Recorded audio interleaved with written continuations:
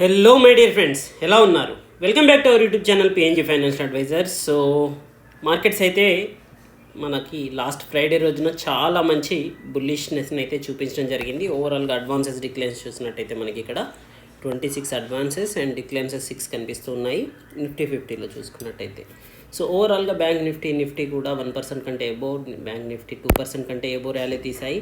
So ఇప్పుడున్న సిచ్యువేషన్స్లో ఏదైనా స్టాక్లో ఒక 10-15% గురించి పొజిషనల్ ట్రేడ్ తీసుకునే వారి గురించి అయితే ఒక వీడియో చేస్తున్నాను. So this is not for long term అండి, ఎందుకంటే ఈ స్టాక్లో వాలిటాలిటీ అనేది ఎక్కువగా ఉంటుంది.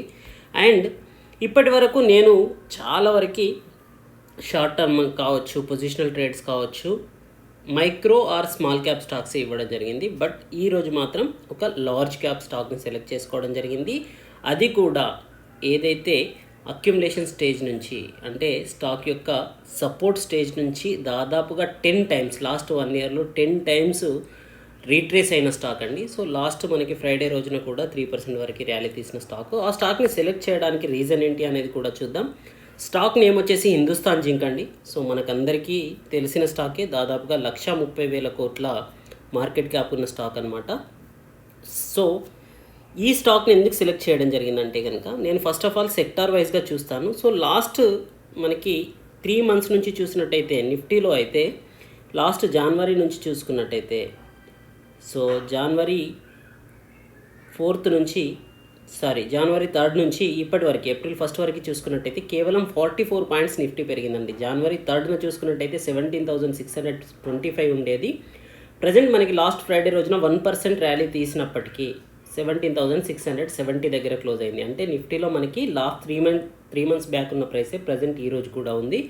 కానీ మెటల్ సెక్టార్ చూసినట్టయితే కనుక, బీఎస్సీ మెటల్ సెక్టార్ చూడండి, చాలా మంచి ర్యాలీ అనేది చూపించడం జరిగింది. జనవరి 3rd నుంచి చూసుకున్నట్టయితే 19,653 ఉండేది మెటల్ ఇండెక్స్ అనేది. ప్రజెంట్ ఇది 22,535 ఉందండి. సో ఆల్మోస్ట్ 14.66%, 2,881 పాయింట్స్ ర్యాలీ అనేది మనకి మెటల్ ఇండెక్స్లో కనిపించింది. మెటల్ సెక్టర్ అనేది మంచి బుల్లిష్గా ఉంది అనడానికి రీజన్ ఇదనమాట. ఎందుకంటే లాస్ట్ 3 క్వార్టర్స్లో చూసుకున్నట్టయితే, లాస్ట్ 1 ఇయర్లో మనకి జనవరి 3rd వరకు చూసుకున్నట్టయితే జస్ట్ 4,500 పాయింట్స్ పెరిగింది. కేవలం ఈ 3 మంత్స్లోనే మార్కెట్స్ అన్నీ కన్సాలిడేషన్ ఫేజ్లో నెగటివ్లో ఉన్నప్పటికీ మెటల్ ఇండెక్స్ అనేది చాలా బాగా పెరగడం అయితే మనకు జరిగింది. సో ఇప్పుడున్న స్టాక్స్లో మెటల్ ఇండెక్స్లో పెరిగాయి. మరి చాలా మంచి స్టాక్స్ ఉన్నాయి కదా, వేదాంత, టాటా స్టీల్, ఎన్ఎండిసి ఇవన్నీ ఉన్నాయి కదా అంటే కనుక ఎస్ అండి. బట్ దాంట్లో ఆల్రెడీ ఆల్ టైమ్ హైస్లో ట్రేడ్ అవుతున్న స్టాక్సే ఎక్కువగా ఉన్నాయి. ఒక స్టాక్ని రీట్రేస్మెంట్ దగ్గర పట్టుకుందామని చెప్పేసి అయితే ఈ వీడియోలో మీకు రీట్రేస్మెంట్ స్టాక్ని అయితే చూపించడం జరిగింది. మీరు ఇక్కడ అబ్జర్వ్ చేసినట్టయితే all are the stocks are in watch list అండి. Vedanta 0.61%, Tata Steel 76%, NMDC 2.46%. ఓవరాల్గా అన్ని స్టాక్స్లో చూసినట్టయితే హయ్యెస్ట్గా లాస్ట్ ఫ్రైడే రోజున ర్యాలీ తీసిన స్టాక్ వచ్చేసి హిందుస్థాన్ జింక్ అండి. సో ఈ హిందుస్థాన్ జింక్ని మనం ఈరోజు సెలెక్ట్ చేయడం జరిగింది. సో ఇది కేవలం లాస్ట్ ఫ్రైడే రోజున ర్యాలీ తీసింది అందుకనే సెలెక్ట్ చేశారా అంటే కాదండి. టెక్నికల్గా చూసినట్టయితే దీని యొక్క స్టాక్ యొక్క రీట్రేస్మెంట్ అనేది మనకి ఇక్కడ డిమాండ్ జోన్ ఏదైతే ఉందో 300 నుంచి 310 మధ్యలో దీని యొక్క డిమాండ్ జోన్ అనమాట. సో ఇక్కడ నుంచి మనకి స్టాక్ లాస్ట్ 1 ఇయర్లో చూసుకున్నట్టయితే దాదాపుగా ఎన్నిసార్లు రీట్రేస్ అయ్యిందో చూడండి మీరు. ఫస్ట్ వన్ వచ్చేసి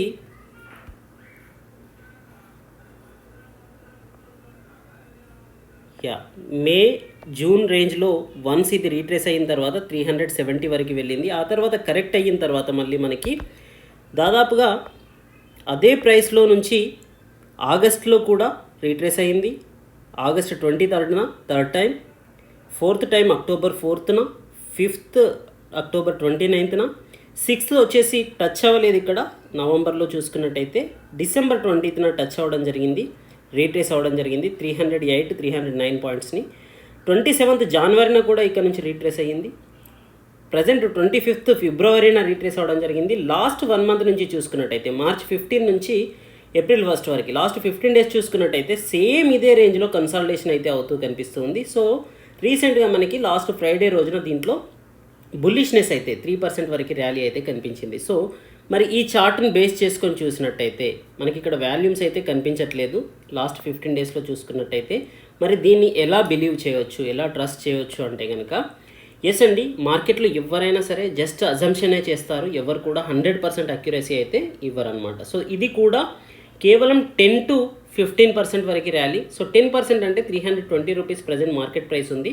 సో మనకి 32 రూపీస్ అప్పర్ సైడ్ అనమాట, అంటే 352 రూపీస్ వరకు టార్గెట్ అనమాట. So 10% is our target and stop loss will be this demand zone ఏదైతే ఉందో 299.5 అండి. సో 300 కంటే 50 పైసే బిలో 299.5ని మనం స్టాప్ లాస్గా పెట్టుకున్నట్టయితే అంటే almost 20 rupees stop loss, 32 to 40 rupees profit జోన్లో కమింగ్ 1 వీక్ to 15 డేస్ వరకు, 1 to 2 వీక్స్ వరకు మేబీ దీంట్లో బుల్లిష్నెస్ ఉండే అవకాశం ఉంది. ఒకవేళ మార్కెట్ అనేది ఇదే విధంగా సస్టైన్ అయితే కనుక ఎనీ నెగటివ్ న్యూస్ వార్ పరంగా కానీ ఇంకేదైనా గ్లోబల్ ఇష్యూస్ వచ్చి కానీ ఏదైనా నెగటివ్ న్యూస్ వచ్చినట్టయితే అవాయిడ్ చేయండి. సో మనకి మండే రోజున దీంట్లో పాజిటివ్నెస్ 320 కంటే ఎబో ఉన్నట్టయితే దీంట్లో మనకి కమింగ్ డేస్లో మంచి 10% వరకు ర్యాలీ అయితే వచ్చే ఛాన్స్ అయితే కనిపిస్తుంది. సో కన్ఫర్మేషన్ ఏంటి మరి, ఇది చార్ట్ పరంగా చూసినట్టయితే ఓకే ఉంది, ఫండమెంటల్గా కూడా మనం అబ్జర్వ్ చేయాలి. అంతకంటే ముందుగా మీకు ఒక కొత్త విషయం చెప్పాలనుకుంటూ ఉన్నాను. సో వాల్యూమ్స్ అండ్ డెలివరీస్ అనేది మోస్ట్ ఇంపార్టెంట్ అని అందరికీ తెలుసు. సో మీరు ఎన్ఎస్సి వెబ్సైట్కి వెళ్ళినట్టయితే దీంట్లో హోమ్ పేజ్లో ఆల్ రిపోర్ట్స్ పైన క్లిక్ చేయండి. సో ఆల్ రిపోర్ట్స్ పైన క్లిక్ చేసినట్టయితే మీకు ఇక్కడ ఎటువంటి రిపోర్ట్ కావాలన్నా దీంట్లో డీటెయిల్స్ అయితే వస్తాయన్నమాట. సో దీంట్లో నుంచి మనకి వాల్యూమ్ అండ్ డెలివరేబుల్ పొజిషన్స్ ఏదైతే ఉందో security wise volumes and deliverable positions పైన క్లిక్ చేసిన తర్వాత దీంట్లో మీరు మనకి కావాల్సిన స్టాక్ గురించి అయితే ఇక్కడ రాయొచ్చు. సారీ,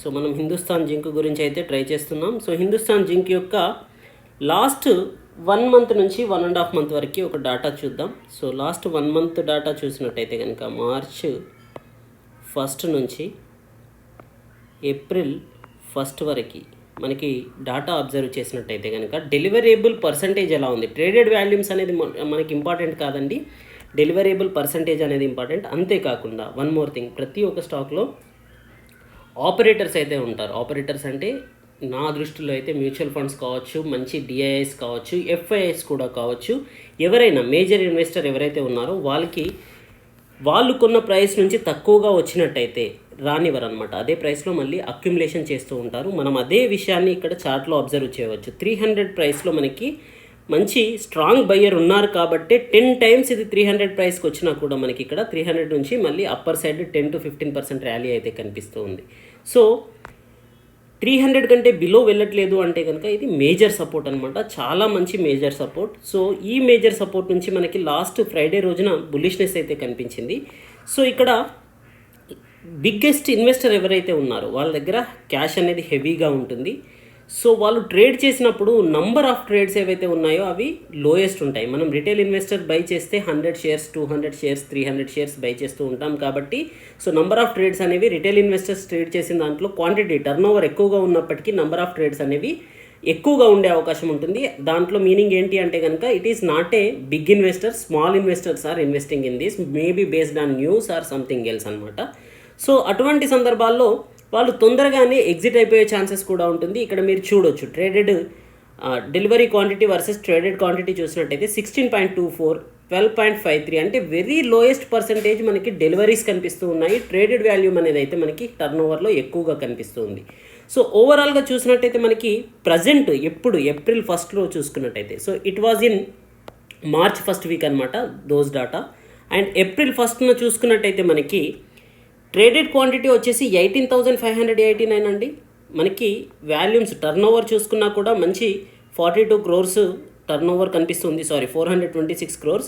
అండ్ డెలివరీ పర్సంటేజ్ చూసుకున్నట్టయితే ఆల్మోస్ట్ 50% అండి. ఆల్మోస్ట్ 50% మనకి లాస్ట్ 1 వీక్ నుంచి కనిపిస్తూ ఉంది.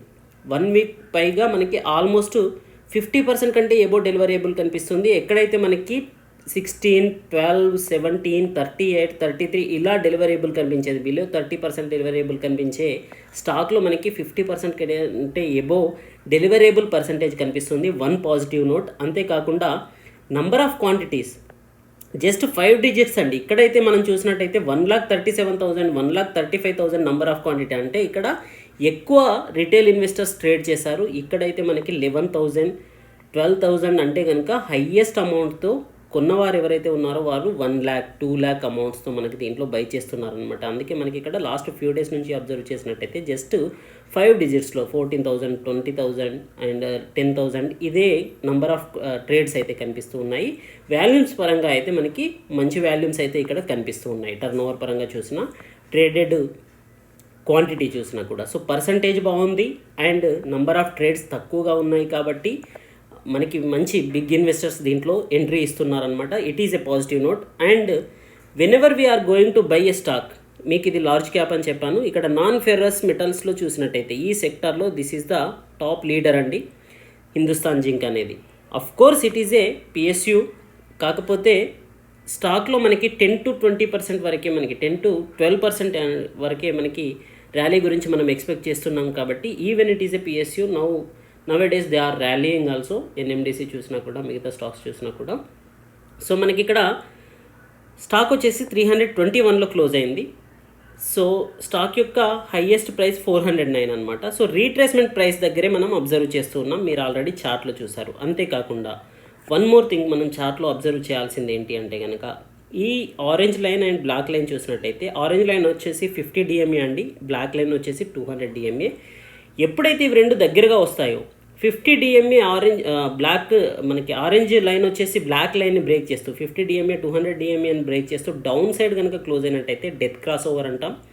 ఒకవేళ బ్లాక్ లైన్ని క్రాస్ చేస్తూ డౌన్ నుంచి orange line up side close అయినట్టయితే మనకి గోల్డెన్ క్రాస్ ఓవర్ అంటాం. సో గోల్డెన్ క్రాస్ ఓవర్ కాదు, ఇది డెత్ క్రాస్ ఓవర్ కాదు, ఇక్కడే ఇట్ ఈస్ ఏ కాంబినేషన్ అనమాట. ఇక్కడ మనకి టచ్ అవుతూ ఉంది. వన్స్ ఇది డౌన్ సైడ్ వెళ్ళినట్టయితే ఫాల్ అయ్యే ఛాన్సెస్ కూడా ఉంది. కానీ ఇది whenever you see the 200 DMA అయితే రెస్పెక్ట్ ఇచ్చింది, మరీ ఫాల్ అయితే హెవీగా అవ్వలేదు. 300 నుంచి 310 మధ్యలో ఉన్న సపోర్ట్ లెవెల్స్ని అయితే మనకి రెస్పెక్ట్ ఇస్తూ స్టాక్ అనేది ట్రేడ్ అవుతూ ఉంది. కాబట్టి I am believing that it can go further for 350 to 360 range అనమాట. సో మనకి స్టాక్లో అక్యుములేషన్ ఫేజ్లో అయితే కనిపిస్తూ ఉంది. అంతేకాకుండా లార్జ్ క్యాప్ కంపెనీస్లో మెటల్ సెక్టార్లో డెట్ అనేది హెవీగా ఉంటుంది. బట్ హిందుస్థాన్ జింక్లో చూసినట్టయితే మనకి కేవలం 4,761 crores డెట్ అనేది కనిపిస్తుంది. Where it is 1,35,485 crores market cap ఉన్న కంపెనీలో. అంటే డెట్ టు ఈక్విటీ చూసుకున్నట్టయితే మనకి కేవలం 0.13. ఈవెన్ డెట్ టు ప్రాఫిట్ చూసుకున్నా కూడా 0.6 అండి. అంటే ప్రాఫిట్ కూడా మనకి అట్లీస్ట్ 6 months యొక్క ప్రాఫిట్స్ తోటి ఇది దీని యొక్క డెట్ని క్లియర్ చేసే కెపాసిటీ ఉన్న కంపెనీ. ROE చూసినట్టయితే 26.4% ఉంది. ROE చూసినట్టయితే 21.3% ఉంది. Most of the people are asking PEG ratio negative ఉంటే అవాయిడ్ చేయాలా అని చెప్పేసి. నాట్ ఇన్ ఆల్ కేసెస్ అండి, మైక్రో అండ్ స్మాల్ క్యాప్లో మీరు అవాయిడ్ చేయొచ్చు. లార్జ్ క్యాప్లో ప్రాఫిట్ వేరియేషన్ అనేది మీకు ఇక్కడ నెగిటివ్ కనిపించింది అనుకోండి, 5 years ప్రాఫిట్ గ్రోత్ అనేది మనకి PEG రేషియో కూడా నెగిటివ్గానే కనిపిస్తూ ఉంటుంది because of the formula. So మనకి లాస్ట్ 5 yearsలో దీంట్లో ప్రాఫిట్ గ్రోత్ అనేది అంతగా లేదు కాబట్టి మనకి ఇక్కడ నెగిటివ్గా కనిపిస్తుంది. కానీ లేటెస్ట్ క్వార్టర్లో చూసినట్టయితే మనకి 22% గ్రోత్ చూపించిందండి, almost 23% growth. 9,270 crores profit after tax అండి, నెట్ ప్రాఫిట్ చూపించింది. సో ప్రమోటర్ హోల్డింగ్ 64% ఉంది. అండ్ డివిడెంట్ దీన్ని ఇట్స్ ఏ గోల్డెన్ స్టాక్ అని చెప్పొచ్చు. డివిడెంట్ పరంగా చూసినట్టయితే ఎవరైతే డివిడెంట్ ఇన్కమ్ పైన డిపెండ్ అవుతారు, 6.64% డివిడెంట్ ఈల్డ్ ఉన్న స్టాక్ అండి. So which is very good dividend giving stock. And more over latest quarterly results చూసినట్టయితే కనుక నెట్ ప్రాఫిట్ అయితే ఇంప్రూవ్ అవుతుంది. ఆపరేషనల్ ప్రాఫిట్ అనేది, ఆపరేషనల్ ప్రాఫిట్ మార్జిన్ చూడండి, మెటల్ సెక్టార్లో మనకి హైయెస్ట్ ఆపరేషనల్ ప్రాఫిట్ మార్జిన్ ఉన్న స్టాక్గా చెప్పొచ్చు. 50% కంటే ఎబో అండ్ యావరేజ్గా దీని యొక్క ఆపరేషనల్ ప్రాఫిట్ మార్జిన్ ఉంటూ ఉంది. సో అందుకే దీని యొక్క PEG రేషియో అనేది తక్కువగా ఉండొచ్చు. బట్ ఓవరాల్గా చూసినట్టయితే స్టాక్ యొక్క PE చూసిన, ప్రైస్ టు ఎర్నింగ్ రేషియో చూసినా కూడా 14.62 అండి. సో 15 కంటే బిలోనే ట్రేడ్ అవుతూ ఉంది. డెట్ టు ఈక్విటీ తక్కువగా ఉంది. అండ్ స్టాక్ యొక్క పర్ఫార్మెన్స్ అనేది లేటెస్ట్ క్వార్టర్లీ రిజల్ట్స్ అనేవి బాగున్నాయి ఓవరాల్గా చూసినట్టయితే. So profit and loss statement మనకి ఇయర్లీ చూసినా కూడా మనకి లాస్ట్ 10 yearsలో 50% కంటే ఎబోనే ఆపరేషనల్ ప్రాఫిట్ని మెయింటైన్ చేస్తూ ఉన్న కంపెనీ అనమాట. So this is the good thing. And latest net profit చూసుకున్నట్టయితే ట్రైలింగ్ 12 మంత్స్ యొక్క నెట్ ప్రాఫిట్ చూసుకున్నట్టయితే 9,182 crores కనిపిస్తుందండి. ఇంతవరకు ఉన్న లాస్ట్ 10 yearsలో this is the second highest అనమాట. 2018 తర్వాత మనకి హైయెస్ట్ నెట్ ప్రాఫిట్ని చూపించిన కంపెనీ. సో ఓవరాల్గా చూసినట్టయితే స్టాక్ అనేది మనకి ఫండమెంటల్గా కూడా పాజిటివ్గా ఉంది. అండ్ టెక్నికల్గా చూసినట్టయితే మాత్రం చాలా మంచి అట్రాక్టివ్గా టెక్నికల్ ఇండికేటర్స్ అయితే కనిపిస్తూ ఉన్నాయి. So that is the thing I'm selecting this stock. So maybe you have to do your own research అండి. This is not a suggestion or recommendation. This is just for an analysis and I'm going to give you some new things like that this volume deliverable data and చార్ట్లో చూసినట్టయితే support and resistance levels ఎలా work out అవుతాయి అనేది మీరు చూడడానికి వీలుగా అయితే దీన్ని వీడియోని చేయడం జరిగింది. I hope this is useful for you. Thank you. Good luck. జై హింద్.